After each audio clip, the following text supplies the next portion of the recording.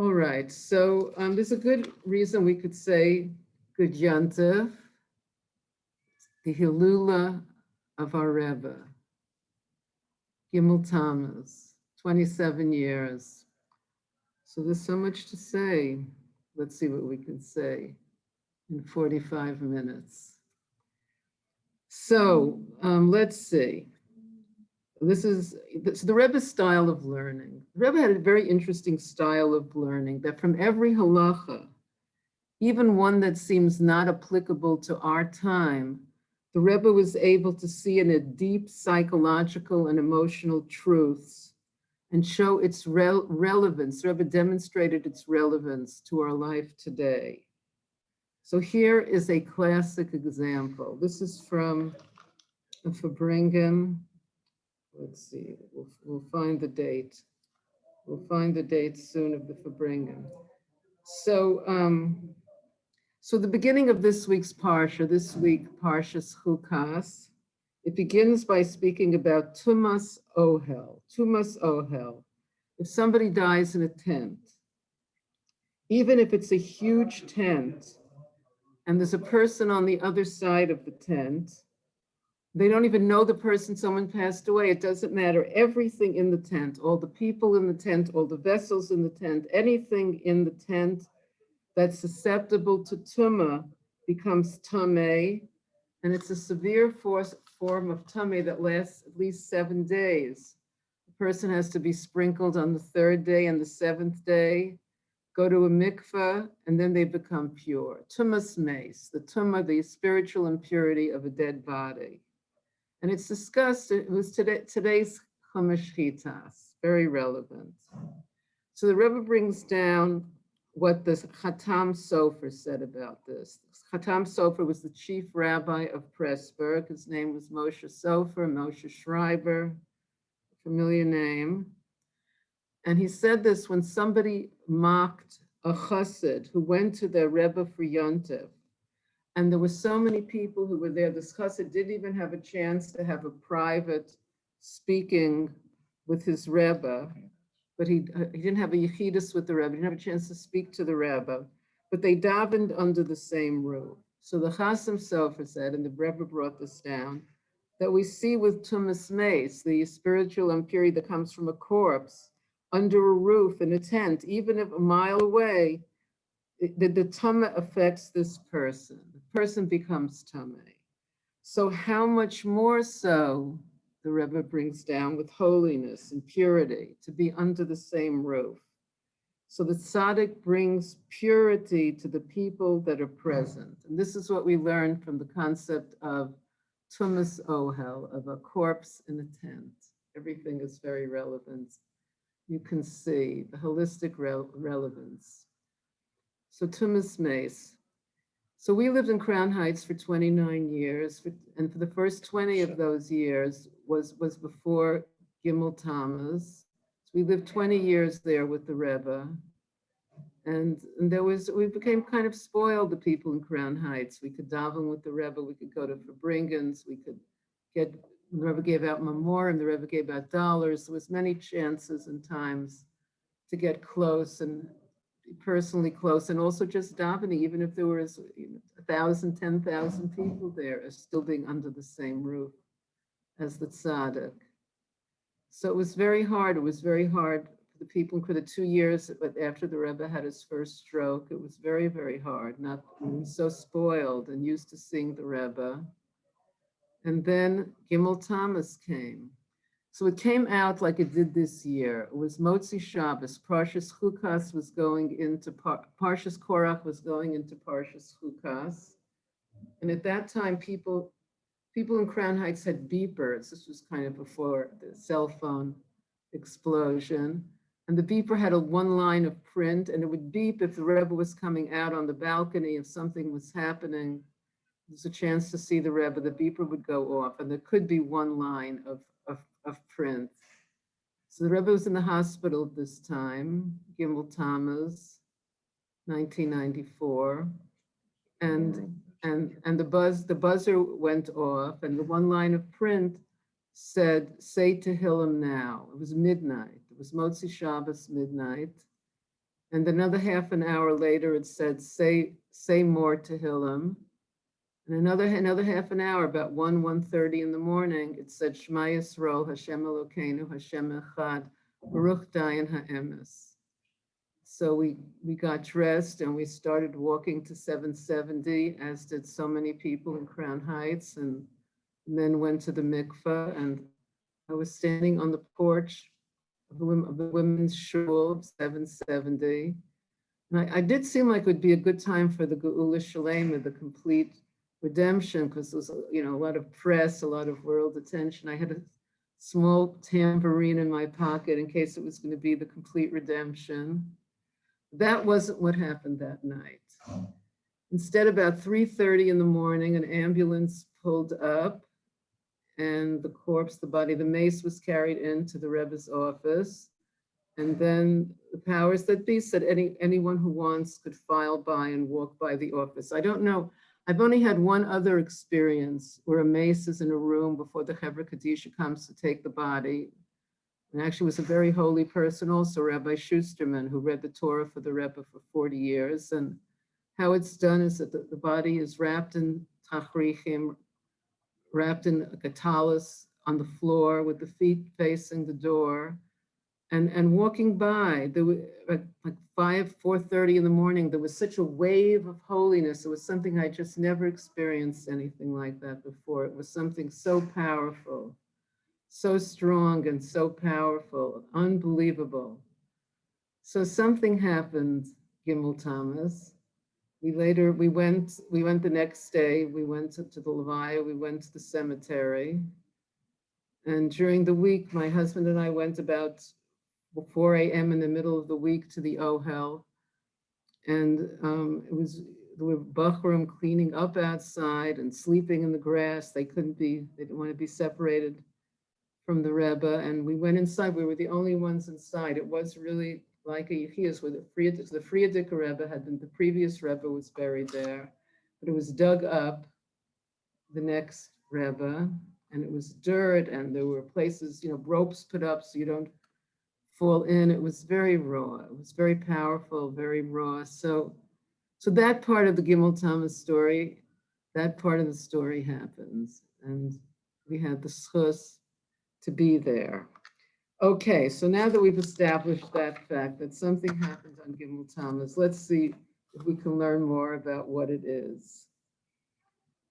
To reach out to every Jew with love. I have to say that was one of the Rebbe's big things, that every Jew, seek out the welfare of every Jew, and restore them to the community of Israel. Because each Jew has something to contribute to the melody of Jewish history that no one else can contribute. Every Jew has their unique note to the melody of Jewish history. We want to restore, the Rebbe wanted us to reach out with love, right? Right. Touch one heart at a time. Okay. So we know that the Jewish approach is to love and cherish life, that life is holy. The end of Chumash, the very end of the 5 books of Moses, describes the passing of Moshe Rabbeinu. And quote, it says about Moshe, they buried Moshe in a valley in the land of Moab, parallel to the center of idolatry known as Peor. And no man knows his burial place until today. So this is a very strange sentence, pasuk, because it gives 3 landmarks where Moshe is buried. And at the same time, paradoxically, it says, nobody knows where he's buried. So let's talk a little bit about Baal Por and its means of being worshipped. So it was into immorality. People looking for immorality would really find a place, this is a good religion. A religion that was based on immorality. The way that it was worshipped was through defecating in front of it. Now you might ask, how did that happen to be? How did that evolve? And Rabbi Yolkan, one of the great Hasidim of the Rebbe, told his students that the first generation of Baal Porites, the first generation who worshiped this, they had this calf, they had this golden calf, and it had some drawing down of energy from the golden calf of the Jews in the desert, so that it sometimes became alive and would eat grass. So this was such a like frightening or inspiring for those Valkyries that their idol had some signs of life in it, that they were so scared that they would lose control of their bodily functions. That's the first generation. Now, the fourth generation had kind of fried out a lot, and they weren't really scared of it, but this is all they remembered of the religion, was that this was how you worship it. So Yolkan would say to his students, don't let your Yiddishkeit become like the fourth generation Balparites. You can do all the externals, you can push to see the Rebbe, but it's all on the outside. Don't be a fourth generation Balparite. Okay, back to our story. So there's a contradiction here. The Torah gives us three landmarks to identify where Moshe is buried. Mul Beis Peor, parallel to this idol house of idol worship. It's a specific location. So why tell us where if no one knows where? Another question. Jewish law cautions us about using centers of avodah zorah, of idolatry, to identify places. You don't say to your friend, meet me at the corner across from this church. We don't use idolatry to idolatrous places to identify. Yet here we're talking about the burial place of Moshe Rabbeinu. The way the Torah identifies his burial place is Mul Beis Peor, parallel to the house of Peor. Right across from this big idol place, Dorton lit Moshe. There Moshe lies. So there's a profound interpretation to this verse. The Torah is giving us a profound message. Moshe is buried in a valley in the land of Moab, facing Beis Peor. So if, God forbid, instead of worshiping the one God who created the universe, people are worshiping a promiscuous avodah zorah, then we know Moshe is buried in the ground, in the air. Moshe is buried. But if the world is infused with the reality of Hashem's presence, that we always talk about Hashem's oneness, if Hashem's oneness is filling the universe, then no one knows where Moshe is buried until today, because his visions and his ideals continue to inspire us. His body passed away, but his perspectives, his ideals live on in the souls of his people. So until today, Moshe is not dead. We transmit his teachings to our children, to our students. So there's a Midrash on this subject. The Midrash says, a man turned to a child and said, the bird that I'm holding in my hand, is it dead or alive? And the man wanted to prove the child wrong. Whatever the child said, the man would prove him wrong. So it was a very clever child. And the child says, it's up to you. You have to decide if the bird is dead or alive. So this is true with our relationship with all of our loved ones that have passed away. If God forbid their ideals are gone, if what they sacrificed for are gone, they're dead. But if they continue to inspire us to grow, to challenge ourselves every day, they continue to live through our lives. So God forbid if the vision of Peor conquers the world. Now get this, here are the three constituents of the vision of Peor, of this religion. Randomness, despair, and narcissism. So if randomness, despair, and narcissism conquer the world, then Moshe is buried. But if the opposite, if joy and hashgacha pratis is what's revealed, then no one knows where Moshe is buried until today. So I thought what was very interesting to me about this. We speak so much about hashgacha pratis, that what we've been learning the whole year in transforming darkness into light, is that the circumstances of our life are designed by Hashem to challenge us to grow, that these are the divinely appointed circumstances, every little detail of them. And the opposite of that is randomness. Like, things just happened, it was all a mistake. Why did this happen to me? This, everyone can identify. Narcissism, It's all about me, as opposed to, it's not about me, it's about my shlichus, and despair as opposed to joy. So that's Baal Peor. So if we vanquish Baal base Peor and what they worshipped, we give up on randomness, despair, and narcissism, no one knows where Moshe is buried. And Moshe is still speaking, Hashem is still speaking to Moshe. And it's true for the Moshe in every generation. And it's true for every person. So the Rebbe said this idea to Farbringen at the yahrzeit of the Alter Rebbe. The Alter Rebbe passed away on the 24th of Teves in 1813, and this was the Rebbe spoke about this at a Farbringen in 1980. So this class that I'm giving over is a class that I heard from Y.Y. Jacobson in 770. And while he was in the middle of giving this class, a video of the Rebbe from a Yud Shvat Farbringen came on, Yud Shvat 1980.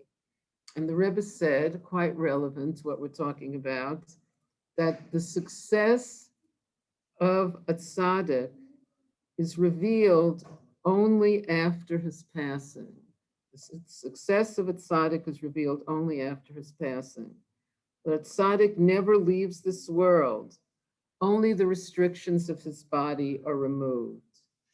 And this is also what it says, what the Alter Rebbe says in chapter 27 of Ageres HaKodesh, that tzaddik is more in this world after he passes, that he's not held back by the restrictions of the body. So we only need to make kelim to receive all he continues to provide.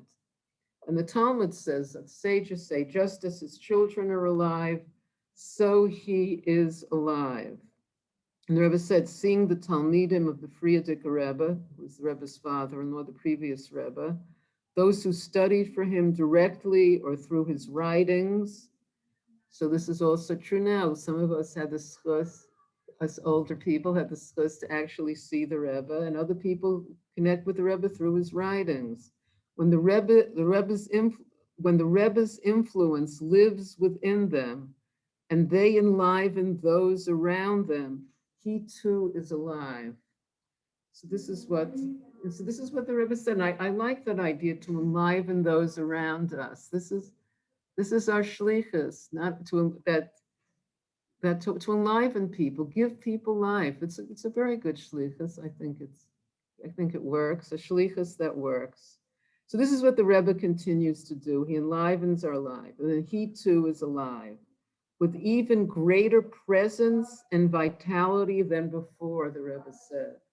So the Rebbe is present now with even greater presence and vitality than before, when his children continue his efforts to spread Yiddishkeit with pleasantness, then the Rebbe too is alive and present. So that's a good one. Spreading Yiddishkeit with pleasantness. That can be challenging at times when you want to like beat the person up, pow, pow, pow, just light those Shabbos candles. But no, we don't do it like that. We have to do it with pleasantness, right? Because to spread Yiddishkeit, that's what the Rebbe wanted. That was the Rebbe's approach, and that's how the Rebbe did it.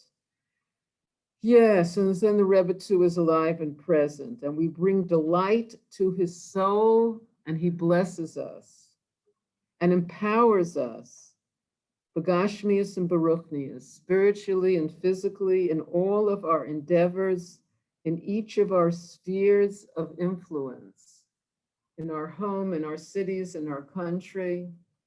So this is the Rebbe empowers us, and we've been speaking about that in our almost year-long study of transforming darkness into light, that the teachings, we're being empowered by the Baal Shem Tov, by the Rebbe, by Rav Yitzchak Ginzburg, who wrote the book, You Should Have a Refuah Shalema. Yes. So we're being empowered the Rebbe empowers us in these endeavors that we're trying to do. We should appreciate it. We don't have to take credit for it. We can give credit to the Rebbe who empowers us. So Rambam, and by the way, this is the 40th time they're making a siyum on the Rambam. This is the the Rebbe started this, I guess it was 41 years ago, when people, the Rebbe encouraged the learning of the Rambam. in 3 different modes of study. There was people who studied 3 chapters of the Rambam every day could finish in 1 year. People who studied 1 chapter of the Rambam a day could finish in 3 years. You can see the math there. And then people that only had a small amount of time could do Sefer HaMitzvahs and finish it in 1 year. So when it started 40 years ago, even doing Sefer HaMitzvahs took some time. It wasn't like today where you can look at it I get it every day on my computer. Rambam mitzvah of the day can take 10 to 20 seconds. Then you had to look up each mitzvah. It took 5. It could take a while. You had to look up each mitzvah in a book. They were numbered. It took a bit longer, but now we can all do it. Chabad.org sends it out for free. So, and this past year, I was inspired to try to do one chapter a day because my dear friend Olivia Schwartz had done it, and it's not only liking to keep up with my friends, but it meant that it was possible. I always thought it was something like impossible to do, like too difficult, too hard, couldn't even think about it. But since I saw that it could be done by my friend, and Baruch Hashem, I'm happy to be doing it. The Rambam is a fascinating guy. He wrote it's like everything you need to know about halacha to the finest detail. And most of the time he was on the back of a donkey fleeing persecution in the 1100s. But he knows a lot of stuff. And today is a very big, and speaking of Hashgacha Pratis, that today the 40th time of the completion actually fell out today on Gimel Tamuz, which is unbelievable Hashgacha Pratis. The Rambam could have probably told us 40 years ago it was going to happen. But for the average person, it's a big surprise. So this was something very dear to the Rebbe. And his kashrus, connecting with the Rebbe, is really the name of the game on Gimel Tamuz. And there's a lot of different ways to connect. Reaching out with love to every Jew is always a good thing. And then what else is there? Doing chita, so doing the Chumash, the Tehillim, and the Tanya for the day really is very, very powerful. And when it's done on time, which is the way to do it, because when I find myself catching up, it's a horrible feeling, like falling behind at my homework. How will I ever catch up? And if you do it that day, you're living with the times. And the Chayenim, they should give me free subscriptions. I'm going to advertise Chayenim. It's very lightweight. I usually bring one with me and wave it in the air, but you can get it delivered to your mailbox. And there it is, all of Chitas and Rambam with English. What a deal. And this is one of the ways, this is one of the paths of his kashrus with the Rebbe. But connecting with the Rebbe is something very personal. Okay, let me just finish with the Rambam, because this is what the Rebbe said. The Rambam says, in the time of Mashiach, mankind will devote itself to pursue wisdom, and the well springs of Torah will spread forth. And in these last days of Gullus, we can all make the world brighter until Hashem enlightens the whole world, and we merit Mashiach Tzidkenu B'Korav Mamash. Amen. Yes, so making the world brighter, this is something that we all really can do, and we must, making the world brighter. And we're empowering each other at this Gimel Tamuz reading. Can more people put their cameras on, please? Let's see more people. I like that. Come on, be brave. Be brave, you can do it. With no judgment. No judgment here. Come as you are. Yes. Yes, yes. I feel strengthened by the sight of my new and old friends appearing. Okay, so let's talk about this date. Yes, this date, Gimel Tamuz. So this is a day in history. Let's talk about this day in Jewish history. 1927, the Frierdiker Rebbe, the previous Rebbe, was arrested on the 15th of Sivan, 1927, for spreading Yiddishkeit, which in the Soviet Union, which was a crime. He was taken to the Spoleyanka prison, which no one got out alive. He had a death sentence. He was interrogated and beaten. I mean, it's terrible. It's really hard for me to read. He wrote a diary of what happened, and it's just really too painful to read. And there was a lot of protests from different corners of the world. And Gimel tamuz, 1927, the sentence was changed from a death sentence to 3 years of exile in Kostroma, which was outside a long train ride from Moscow. So this was a huge thing. At the time, they didn't know it was just a ruse of the Soviets in order to, torture him in another way. But with hindsight, it was a tremendous release of to be locked in a prison with these cruel people. And instead of being sent to they gave him 6 hours to go home. Then he had to go to the train station and take a train to Kostroma. It was a huge thing, a huge, huge improvement. And then 9 days later, on Yud Beis Tammuz, which was his birthday, it was announced that the exile was also canceled and he was totally free. And on the next day, he got Yud Gimel Tammuz, he got the papers saying that he was free. So Gimel Tammuz is a great day because the Frierdiker Rebbe was freed on that day, and the Rebbe Verbrang on that day about these matters. Now, if we go back in history, way, way back to when we first came, and the Jewish people with Yehoshua first came into Eretz Yisrael, and we were fighting off our enemies. And there we were in Givon, and we almost had them licked, but the sun was setting fast. And Yehoshua, there was a miracle, a great miracle, Shemesh B'Givon Dom. The sun stood still. So we'd have more hours of daylight and be able to just finish it off so they're not going to start bombing us again. God forbid, finish it off, right? That was when Yeshua knew that even make the sun stop. So, okay, so the Rebbe brought down, the Midrash says that the sun said to Yehoshua, so while the sun is moving in the sky, it's singing the song of the sun. The soul of the sun is singing a song.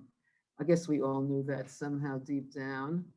And then the sun said, well, if I stop moving, I stop singing. I only get to sing while I'm moving. And Yehoshua said, I'll sing your song. And Hashem agreed, because the song of a neshama is even more precious to Hashem than the song of angels, the angels of the sun. So he got the sun to stand still. It was a great miracle, and we finished off those particular enemies at that time. We didn't say, wait, we'll just do it on another day.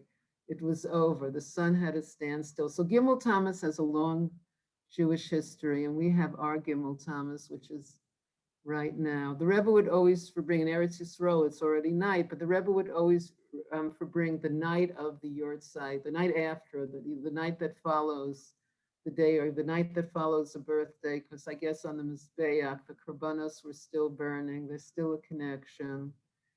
So this is when the Rebbe would be bringing for Gimel Tammuz. So his kashrus, let's talk a little bit about his kashrus. Connecting with the Rebbe. Now, after Gimel Tammuz, we have to say after Gimel Tammuz, it's hard to say what exactly happened, though as I said, I was there, I saw something happened, I'm a witness, but the Rebbe's more alive now, so it's a paradox. We've dealt with many paradoxes. So how do we communicate with the Rebbe after this paradox? So some people, and we can do all of these things. One way is to write a letter to the Ohel, to go to the Ohel, to where the Rebbe is buried in Queens, in New York. Baruch Hashem, that had such holiness exists in New York. When we fly into New York, we fly to Kennedy because it's 10-minute taxi ride to the Ohel. And if you're leaving Eretz Yisrael and going to Chutz La'aretz, that breath of holiness at the Ohel makes it possible to adjust to the air of outside of Eretz Yisrael. So one way is to actually go to the Ohel, or it's possible to write letters to the Rebbe, send them to the Ohel by just Googling Ohel Chabad, and then it says send a letter to the Rebbe, and then you write your name and your mother's name and your letter and press send, and you get an answer back that your letter has been received and will be taken to the Ohel shortly. So that's one way. That's been a traditional way. People, because the previous Rebbe was buried there, going there was always a very holy thing to do. We're into going, it's an old Hasidic custom, going to the Forum of Tzaddikim. the Mittler Rebbe, the second Chabad Rebbe, wrote what we read there, the Minor Lashon, to reread at his father's cave, the Alter Rebbe's cave in Hadich. And the Mittler Rebbe also wrote a Kuntris Hushtatchus, all about prostrating yourself on the caver of tzaddikim, which in Eretz Yisrael, the Kforim are kind of made like that for easy flopping yourself down on just the right height and size. And he says in this Maimar a very quick idea that he speaks about how the 5 levels of the soul connect with the 5 levels of the soul of the tzaddik. And the highest level is when you leave the ohel, that the tzaddik, when we leave the ohel, the tzaddik should shine through us. That's the ultimate level, just a channel, to be a channel for that love for every Jew, that love and concern for every Jew that the tzaddik had, that we could be conduits for that. Yes. So that's one way, connecting to the Rebbe through the ohel. Then there's, okay, so by going to the ohel, then there's people that like to write letters and then open a book. There's many books, 30 books at least, of the Rebbe's letters. And one can write a letter to the Rebbe and open one of these books by Hashgacha Pratis to a page that really has a very meaningful answer. We've made many decisions, many major decisions based on answers that we got in the Igros, the Rebbe's letters. Another way, so that's another way to connect. And then there's, this way, which I found to be a very real way, though I was very shy to speak about it until I was at a Kinas HaShluchos, a gathering of the Rebbe's women emissaries, but maybe about 8 years ago, and Basi Gorela spoke. She and her husband, Gershon Mendel Oliver Shalom, they were one of the early shluchim in the 50s. They went off to Milano, to Italy, when there was no Jewish infrastructure there at all. And they built amazing things, communities and schools and all kinds of things. And she was the speaker. And she said when she has a question, she goes over to a picture of the Rebbe that she has in her dining room and poses her question to the Rebbe's picture, and she gets answers. And I was very proud of her for saying this, because I was feeling very shy about saying that really works. So I'm not saying that there's all these different ways. It's very personal, but to know there's many different ways to connect with the Rebbe. And his kashrus is the name of the game on gimel tamuz. There's a letter that the Rebbe wrote in getting ready for the first Yud Shvat, the first Yortzeit of the Frierdiker Rebbe. And he said that everyone should write upon, and that you should stand up upon a pidyon nefesh. You should pour your heart out to the Rebbe, what you want to tell the Rebbe, put names that you would like Rebbe to daven for, to get brachas for, just how we want to grow and change, to write all of these things, and then to stand up and visualize the Rebbe in front of you and read your pan. This is what the Rebbe said to do for Yud Shvat, for his father-in-law's Yortzeit. This is something we can all still do today. It could be our next project. And it's so easy to send it into the Ohel. Again, just go to Ohel Chabad, Google Ohel Chabad, send a letter to the Rebbe. And it's something we should do today. It's an Eis Ratzon. It's a very special time. Knowing that we want to grow and change, and asking for a bracha for it, because the Rebbe was very into us challenging ourselves, that we shouldn't stagnate. The early books were called challenge. Like it's a big thing it's a big thing to challenge ourselves, right? Yes, it is. Okay, so a few more words of the Rebbe. I want to tell you something. So before the Rebbe became Rebbe in 1950, the Rebbe kept journals, diaries, that are now called rishimos, and they were discovered after Gimel Tamuz in the Rebbe's desk, and some of them have been published. A lot of them have been published now. And so there's one thing that I'd like to share from the Rebbe's rishimos. So the Rebbe is speaking about why it says in the Torah that for fish to be kosher, they have to have fins and scales, because every fish that has scales automatically has fins. There are fish with fins without scales, and they're not kosher. But fish that have scales and fins are kosher, and if they have scales, they will automatically have fins.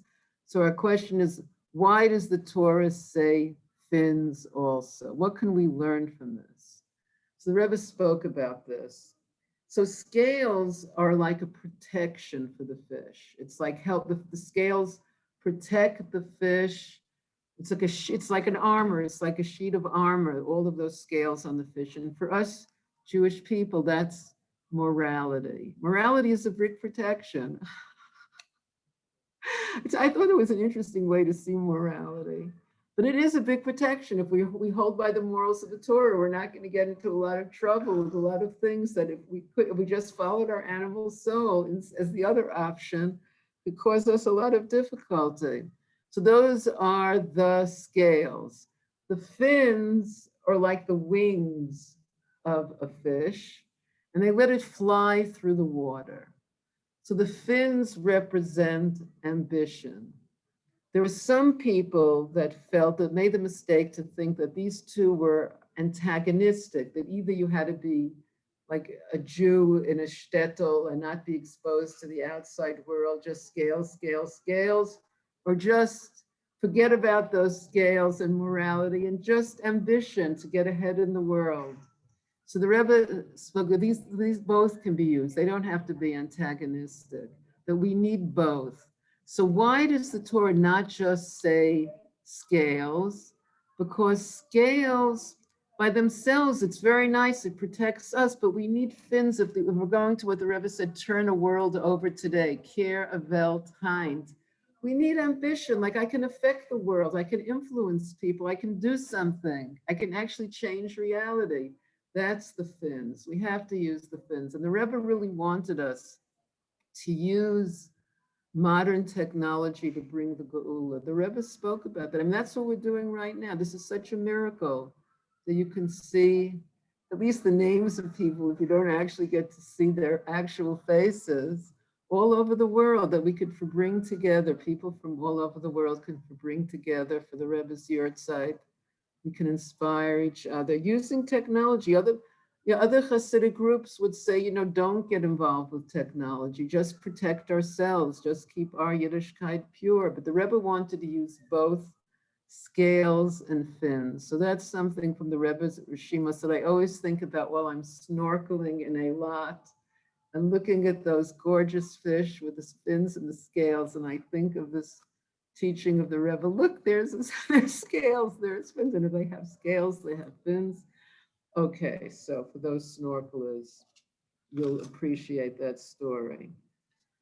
Okay, so let's see if I want to share a few more ideas over here.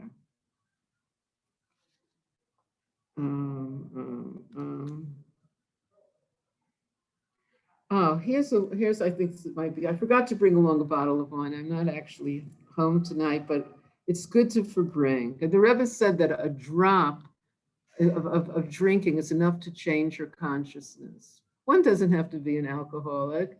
Just to know there's another, in other words, Hasidim drink it for bring, and to know that there's another level of consciousness. We're not just stuck on the meat level. There's more levels of consciousness. So there was a chassid named Yitzchak Vorka, and he was asked, why drink at a Farbrengen? And he said, just like you can't drink wine with a goy, from a goy, because it creates closeness, the breakdown of boundaries. It doesn't say you can't have a conversation with a non-Jew, but it says not to drink, it says we shouldn't drink not Jewish wine. Yes, we know this idea. Because wine deepens a relationship. Making a l'chaim deepens a relationship. So that's why that's why we drink. We drink it if we're bringing to deepen our relationship with the Rebbe, with each other, because that's what wine can do. That's what it's done for. Okay, so one more idea from the Rebbe, this is from the Baal Shem Tov that the Rebbe brought down, that when we give tzedakah, and it's good. Gimel tamuz is a very good. Today is a very good day to give tzedakah. If you haven't had a chance yet, even one coin will do, because the coin represents the yud of Hashem's four-letter name, and your hand with 5 fingers represents the first hay. So you have a coin in your hand, and then you stretch out your arm to give the tzedakah. That's the vav of Hashem's name. And the hand of the poor person is the final hay.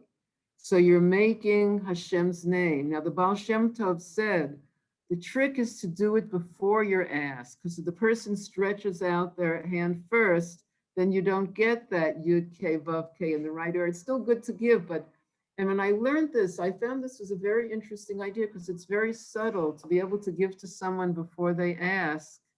It's very subtle. You have to pick your right customer to give that money to, and it's someone who needs it and wants it, but they haven't asked yet. And then you make Hashem's name. I thought that was very beautiful. To give tzedakah before you're asked. Look for a place to do that. Yes, yes, yes. Oh, I saw another idea about using technology to bring the geula. There are times, of course, it has to be modulated, but it's better to give a child tools to deal with things, to give the child the tools to be able to deal with technology, to have the tools to know when to use it. It's an art. You can see it's something that's much more subtle than saying no technology, even for ourselves, let alone children, to just use it the right amount to spread goodness and joy wherever we go. And okay, just my last, I have 2 minutes left here. I want to get my money's worth.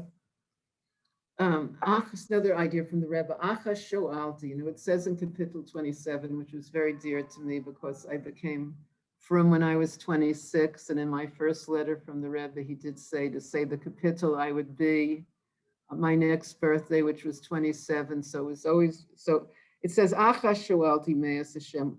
One thing I ask from Hashem, that to dwell in Hashem's house. But the Rebbe said, Achash Shoalti means I'm asking for oneness. I'm asking for revelations of Hashem's oneness, that we should be able to look in the eyes of our friends and see oneness and see Hashem's oneness, and look at reality and see Hashem's oneness. No, a good idea. So I didn't bring my bottle of wine or anything to drink, but I want to bless everybody that this should be a wonderful year in his kashrus with the Rebbe, with each other. We should feel a connection. We should all love each other. We should be empowered by the Rebbe to love each other, to love all the Hasidim, to love Hashem's world, and reveal oneness